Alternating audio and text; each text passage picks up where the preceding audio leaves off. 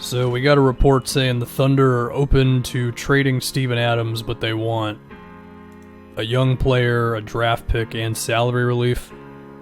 They're not going to get all three of those things for a 26-year-old center who has over $50 million remaining in the next 2 years, even if Adams is a good player. I mean, good finisher, good screen setter, great locker room guy, a better rebounder than the numbers would suggest because, of course, he let Westbrook get boards and all that. So, Adams is good. Good player, no doubt. Maybe even a very good one in a playoff series. Maybe just a very good one, period. Maybe I'm underrating him a little bit. But that's too much. I mean, the Grizzlies got all that for Mike Conley. And even then, the young player was like Grayson Allen. So, this idea that you're going to get all that for Steven Adams, it's not going to happen. That being said, I can see OKC falling down from that. I think it's fair to start high when the season hasn't even begun yet. There's also a chance that OKC just might not be that bad of a team. I mean, if Chris Paul buys in, Steven Adams is good, Gallo and Shea are good. It would depend on Gallo also being healthy, but if Robertson's back and we don't really know with him, that's not a horrible team. So maybe there's a chance OKC just wants to keep the ship afloat, especially because they've already gotten all their draft picks and everything, but we don't know. I think a potential Chris Paul move offer from some other team would be a big factor in all that.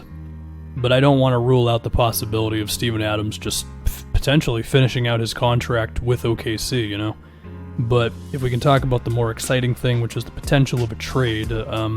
So if I was OKC, I honestly think I would be okay with if I can get back a 1-year player just to get out of Adams' money, and maybe it's a top 20 protected first or something like that.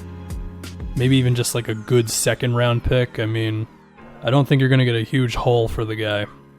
It would also be cool if you could get, not all three of those things. Maybe you could get a young wing player who's kind of intriguing, and the money could work if another guy was thrown in there and he was on a 1 year. There's little things that are out there, but the other problem with this is who the hell's actually going to take on Adams with his money and everything, right?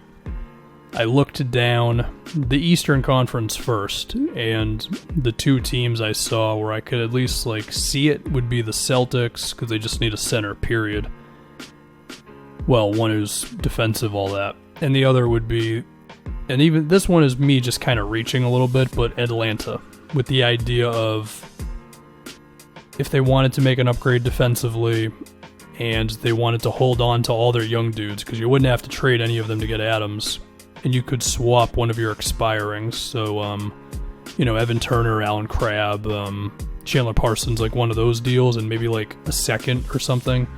Maybe that would be enough for you to get him. And another reason why I thought of that was also because they've played John Collins with centers up to this point, whether it's Alex Len or Dwayne Dedmon.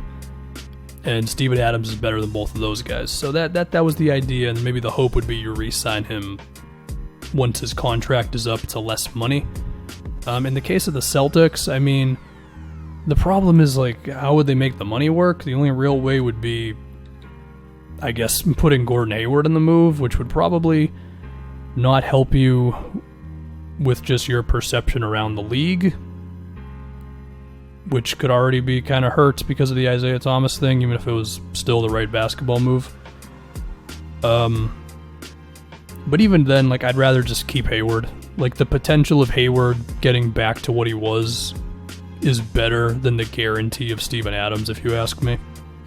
So that's really all I could figure out. I mean, any other team, I just feel like the game plan is already in place, or the center's already good enough to where there's no reason to make a move, or there's a young center there, in the case of Miami. So I don't know, it's tough. If we move on to the Western Conference, I at least had a half a second thought of Wiggins for Adams. It wouldn't happen because I don't know if OKC would want Wiggins, but also because I don't think the Wolves want to do the big man who can't shoot next to Towns anymore. I mean, the idea would be you just get a good defensive center and you have Towns play the offensive power forward position, but it's not the same thing. Towns at center is when he can become whatever the hell he's meant to be. The other crazy one I thought of was the Mavs with the idea of you got your 2 young dudes, get yourself a help you right now center. But even then, like, Maxi Kleber is good, and they're at least committed to Dwight Powell. Whether you think he's that great or not, I guess, is up to you. But, you know, the move would be there in the sense of, like, Tim Hardaway's contract and then stuff. Or maybe Courtney Lee is expiring, and then you'd have to work a little harder to get the money to make sense. So, I don't know. There's no team that just sticks out to me in this type of thing. I mean, if I try hard enough, I can be like, well, the Spurs could. Yeah, they could, but why? I guess if they just wanted an instant jump defensively, but like, would getting Steven Adams just transform them into a different team? I don't really think so. And you can kind of go down the board. I mean, the Clippers would love to have him, I'm sure, but they don't have the salaries to make it work. Yeah, my gut feeling tells me Adams might just be on the Thunder for a long time, at least until he hits free agency, and then from there we see what happens. You know, I think there's reason to hold on to him. I mean, besides the fact that he's just good, is, you know, he's in his mid-20s, and if you think he can age well, and I mean, maybe there's some reason to believe he can't, but still, maybe he can just be this kind of lifelong Thunder dude, the next Nick Collison, if you will, where, I don't know, he can be a regular screen setter for SGA and whatever else. I mean, I don't know. Just because you're not a playoff team, probably, does not mean you have to get rid of it all, especially when you already have all of these picks moving forward. So as a result, it's like, well, the basketball can at least be kind of okay. Maybe you can win 35 to 40 games or something if stuff really goes well. I don't know. I'm just rambling at this point. My gut tells me Steven Adams probably doesn't get traded, to be honest, but who knows?